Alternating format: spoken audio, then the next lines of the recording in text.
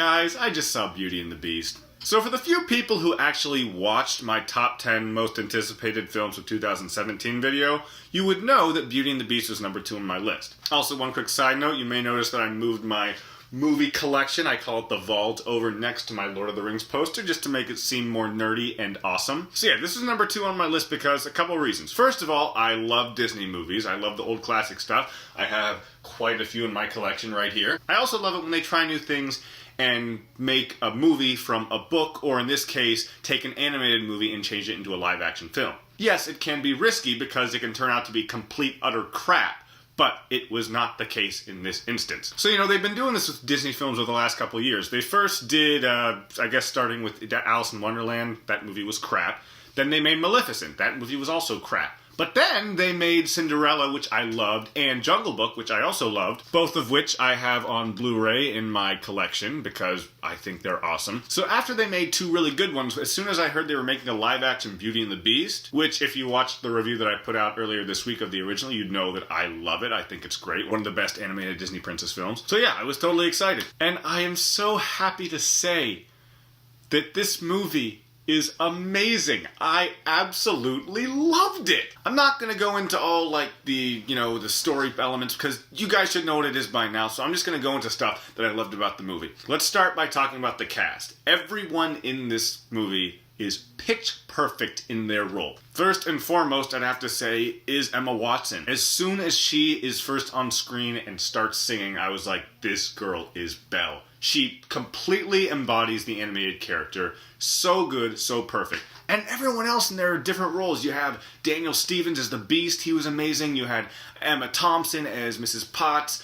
Luke Evans as Gaston, Josh Gad as LeFou, Ian McKellen as Cogsworth, and Ewan McGregor as Lumiere. Everyone in their role played their part so well. I was a little worried about Ewan McGregor's French accent at first with Lumiere, but in the long run, I thought it was good enough. It might not have been pitch perfect, but he, as the character, he totally embodied it, and it was wonderful. And also, what they did with this movie, which is what I love so much about the live-action Cinderella and Jungle Book, is that they stick very, very close to the animated classic. Like, almost some shot for shot, some line for line. And I like that. But they tweak certain elements that happen throughout the story. Or they develop certain characters just to make it seem more to flow better, or even make it more realistic. Yeah, I know I shouldn't be talking about Beauty and the Beast as being realistic, but they do certain things to elements of the story that do make it seem more quote-unquote realistic. And doing those things made it seem so much more emotional. Yes, in the animated version, there were plenty of very emotional moments in the movie. But they took,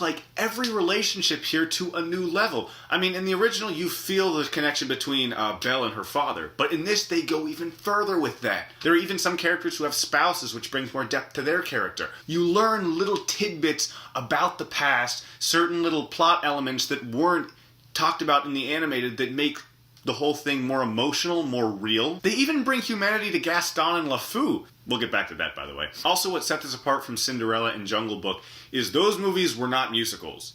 This is a musical. It has full songs, it has full dance numbers, and they are all awesome. Everyone in this movie sings really well. I mean, I'm sure there's some auto-tuning going on behind the scenes, but it didn't take away from their singing. It was great. And they even added a couple songs from the original, and they were really good songs, one of which I will say is sung by the Beast, and that hit me right here. Also, visually, this film looks amazing. I was not worried about the CGI, but there's a lot of CGI in this film, especially the Beast, and I was unsure how they would be able to convey as much emotion, but I thought they killed it with that. Everything looked so real. I mean, you could tell the Beast was CGI, but they did about as good as they could with it, and you believed it. One thing that's funny about this film is it's directed by Bill Condon, who, if you might know, directed the latest Twilight film, which never really bothered me because the thing about Twilight is, I'm not gonna lie, visually, they look pretty good, for the most part. But the thing is, Bill Condon was given crap material to deal with, so I don't blame him for that. Here, he's given wonderful material, so that combined with his really good directing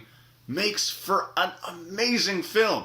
I know, I'm just still going on about how amazing it is, but it's one of those wonderful experiences that I am so hyped for it, worried that I will not meet my expectations, and it still does, and it was great. If I have but one caveat, I'd say and this isn't really a bad thing, it's just something that I feel like I need to touch on. One of my favorite elements of the original film is the comical relief between Gaston and LeFou. Those two characters are absolutely hilarious, and when they're together, they're hilarious. In this film, Luke Evans and Josh Gad are both excellent in their roles. One thing the filmmaker does do is, like every other character, I feel, they try to bring more depth to the character to make them more realistic, to make them more believable, because it's a real-life film as opposed to an animated movie. But in doing that, it did take away certain comical elements from the original film. I'm not saying they weren't still funny, they were still both really funny in their roles. It's just in the animated ones, there was a certain level of unbelievability to both of their characters, which did make them funnier. But since in this one they were going for realism, it just took away from the comedy a bit there. And on that subject, just because of all the hubbub that's been going on everywhere, I feel like I should mention the whole thing about the infamous gay scene that has been trolling Facebook for the last 2 months. Or maybe it's just a couple weeks, it seems like it's been forever at this point. I will say, because of my personal beliefs, I do have mixed feelings about when they bring in elements of homosexuality into the film. And when they publicly said on Facebook, even the director Bill Condon stating like, this is the first exclusive gay scene in the film, I was like, okay, why do they have to do that? I was still super excited about it. I just felt, partially due to my beliefs, but also partially due to the fact that in the animated movie, there's no connection to the fact that LeFou might be gay. It did bug me a little bit. But I do have two things to say about that. First of all, as I said, I love that and they did do this, I love it that they brought more depth to all the characters, including LeFou even. And they do that to make certain elements seem more believable and realistic. Now, if you think about it, in the animated Beauty and the Beast, LeFou has this unconventional attachment to Gaston, and it's funny and hilarious. And in the live action one it is too. However, it does, I guess, make sense that in real life, the fact that he wades on Gaston hand and foot the way he does, it would make sense that he's gay. And that combined with the fact that they talked about this exclusively gay moment, if they hadn't come out on Facebook and actually said that, I'm pretty sure half the population wouldn't have even picked up on it. Yeah, there are little hints, but it doesn't really do anything. It's probably 20 seconds of the film. There were certain elements or moments between Gaston and LeFou that I was like, okay, they're kind of playing off of that.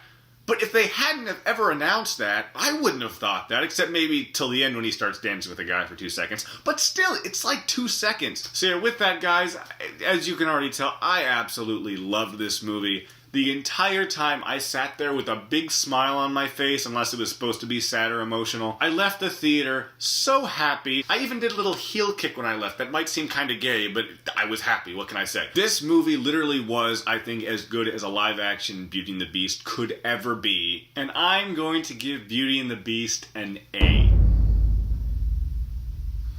I absolutely love this movie. I think if you like Beauty and the Beast, you should go out right now and check out this movie, because I can almost guarantee you will love it. And also, guys, thank you so much for watching this. I really appreciate it. If you want to check out my original 1991 Beauty and the Beast review, you can click down below. And if you'd like to comment, let me know what you think. Please do. I always like your thoughts. You can also subscribe to my channel so you can get more updates from when I bring up new videos. And I will see you next time. Thanks for watching.